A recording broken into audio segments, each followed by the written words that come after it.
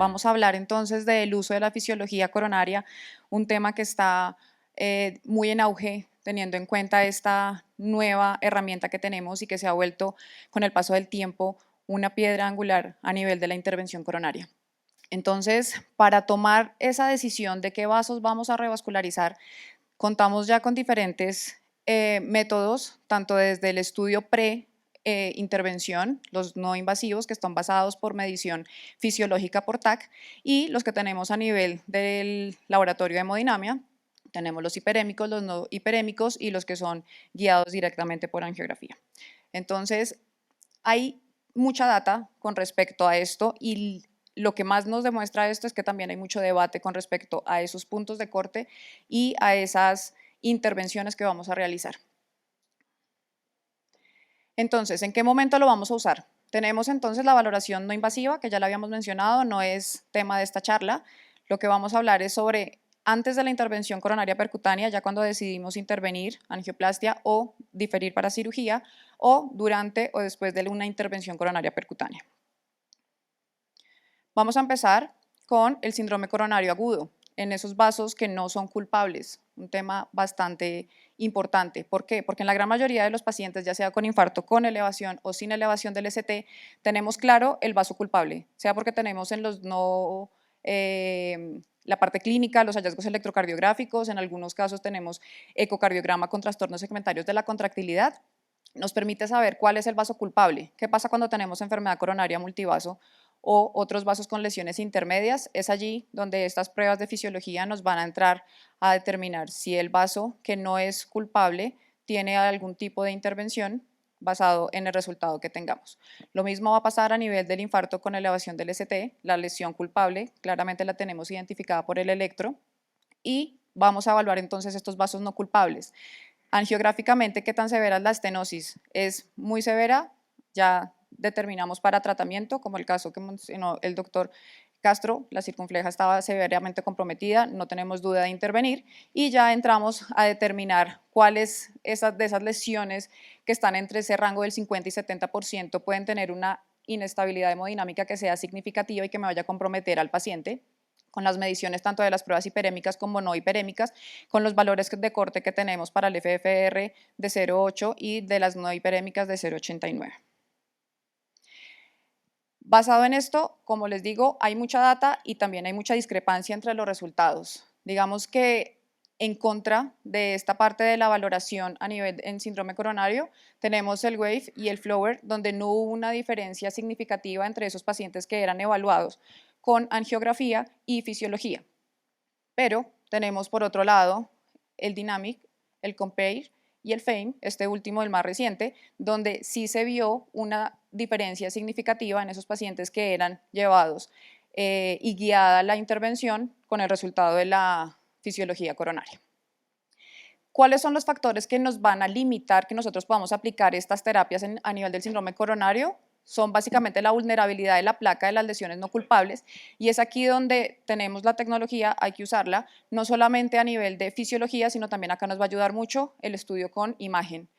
Y la alteración del estado hemodinámico en el momento que llega un paciente con síndrome coronario, que cuando vemos las lesiones pueden ser intermedias, pero los volvemos a valorar, posterior ya de una estabilidad y puede que esas lesiones ya no sean tan intermedias como lo considerábamos previamente.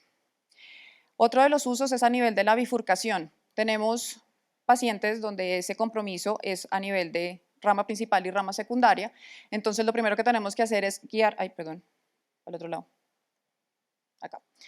Determinar angiográficamente qué tenemos, cómo está el grado de estenosis tanto del vaso principal como de la rama y qué tanto territorio tiene esa rama en riesgo. Si es clínicamente relevante, ya entramos con respecto también acá al manejo con intervención, nos saltamos al uso de fisiología pre-intervención y también post. Yo puedo hacerle una valoración de IFR o de DFR a una rama si considero que puede ser más una lesión trombótica o un edema y puede tener un valor que no tiene una evidencia significativa y solo irme a hacerlo con un stent provisional. ¿Qué pasa si después de poner el stent provisional tengo lo que ellos determinan como un pellizco de la rama? Puedo volver a repetir el estudio fisiológico y de acuerdo a eso determinar si voy a requerir convertirme a una técnica de segundo stent o, si no es hemodinámicamente significativa, continuar con la técnica de un solo stent. Y si ya es relevante el compromiso de ambas ramas, valorar si va a requerir de una vez una técnica de doble stent. En este caso sí, el uso asociado que se está viendo con mayor frecuencia, tanto de imagen como de prueba fisiológica. El uso en pacientes con revascularización miocárdica. Entonces, en los estudios observacionales, digamos que sí demostraron que el estudio prequirúrgico fisiológico nos iba a ayudar con respecto a determinar esa parte del seguimiento y de la durabilidad del injerto. Muchas veces se ponen injertos en vasos que no son con lesiones significativas y son los puentes que se tapan más pronto. Sin embargo, en los estudios randomizados esto no se ha visto con tanta evidencia como en el resto de los estudios observacionales. Tenemos el estudio Fargo y el GRAFTIC, donde la cirugía guiada por... Ay, yo no he podido con esto. Donde la cirugía guiada por FFR versus angiográficamente guiada no mostró una mejoría a nivel de la permeabilidad de esos injertos de 6 a 12 meses. Sin embargo, en el GRAFTIC sí hacen una anotación, y es que los pacientes que fueron llevados a revascularización miocárdica con estudio fisiológico, la técnica de revascularización fue mejor, los tiempos de bomba fueron menores y muchos de esos fueron candidatos a mínimamente invasiva porque el syntax score también disminuyó. El papel después de la revascularización es limitado, la resistencia de las arterias, de los injertos es diferente a lo que tenemos en el árbol coronario, sobre todo a nivel de la arteria mamaria izquierda, y los parámetros de corte también están, digamos que un poco diferentes, sobre todo a nivel del FFR, donde se considera es valor de corte a menor de 0,75, teniendo en cuenta que la guía la tenemos que mandar muy distal hacia la parte distante de la anastomosis y que preferiblemente se debe tratar es el vaso nativo y no la intervención a nivel del puente.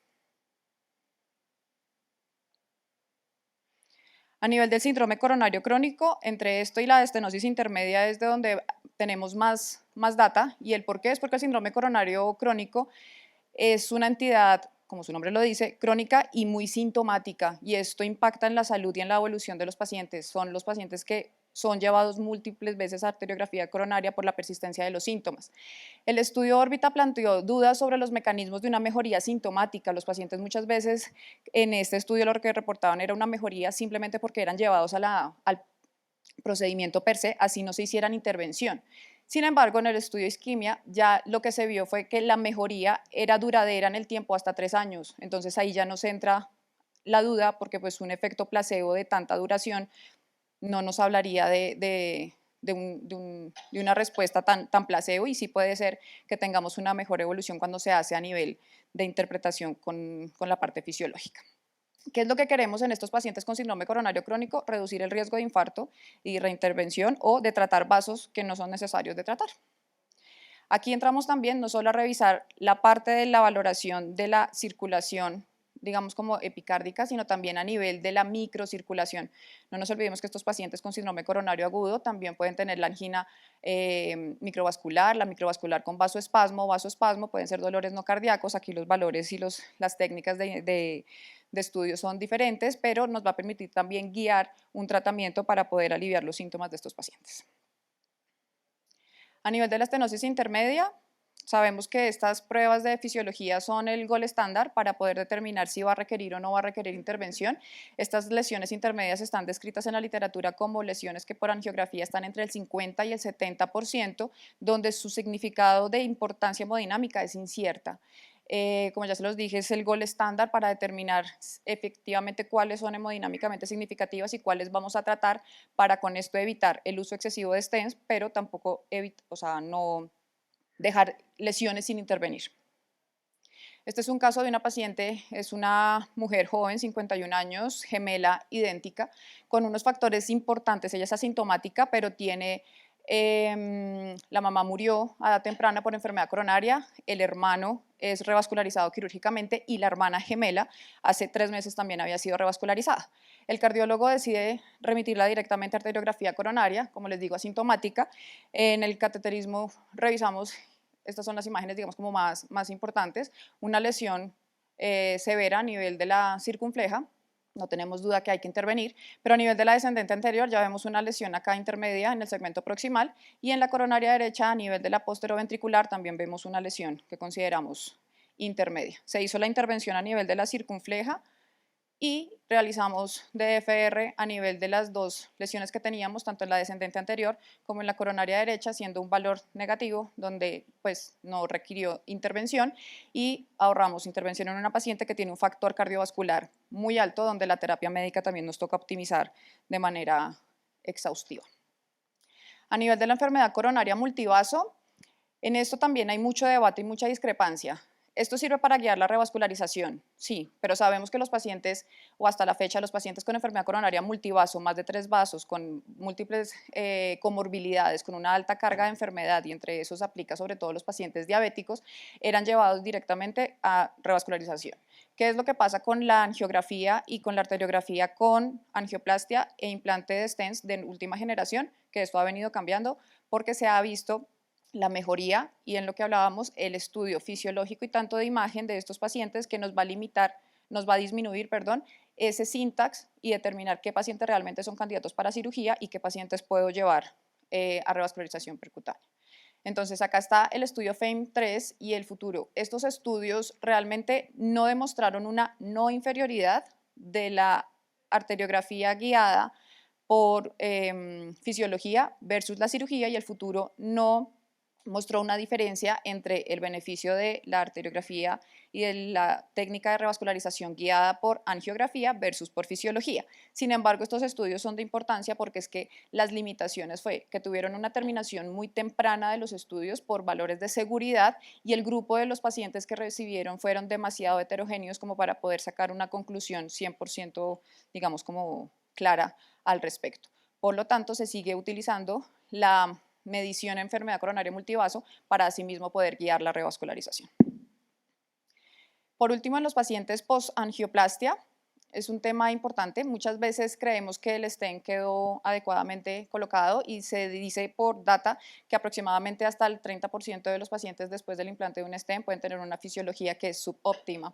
Entonces, la idea es que se utilice. No se puede hacer de rutina porque tenemos problemas desde el punto técnico y económico pues, para poder aplicar esta teoría, pero lo que deberíamos hacer es, si encontramos o vemos una lesión focal a nivel del stent o una parte ya, digamos, como fuera del stent o incluso una enfermedad difusa, realizar estas pruebas donde también los puntos de corte varían con respecto a si necesitamos o no realizar intervención, y es allí donde también el uso de imagen intracoronaria y adicionalmente sí es indispensable hacer el pullback para determinar si la lesión está directamente involucrada a nivel del stent o de pronto tenemos algún tipo de lesión que no estamos determinando, que no sea angiográficamente significativa, pero sí lo sea clínicamente significativa.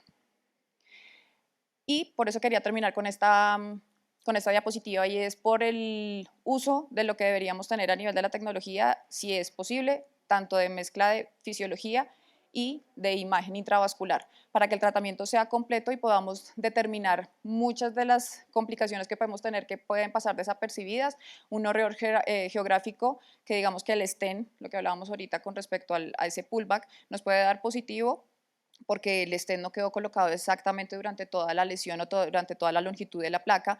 Podemos revisar la mala posición del stent, revisarlo con imagen y que eso que tanta repercusión fisiológica tiene, la subexpansión del stent y la disección del borde, para así también determinar tanto con imagen como con fisiología si va a requerir de algún tipo de implante o de tratamiento adicional. Eso fue todo, muchas gracias.